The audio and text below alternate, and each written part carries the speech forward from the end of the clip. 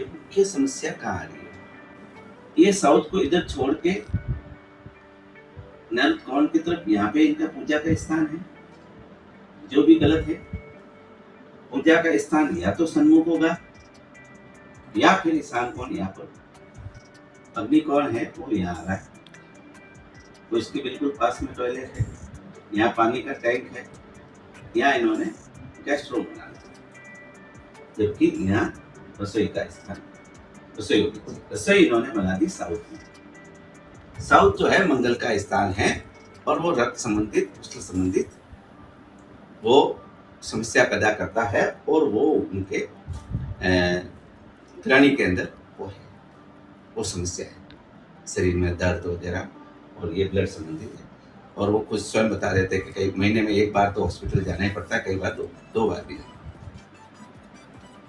पति भी बीमार थे।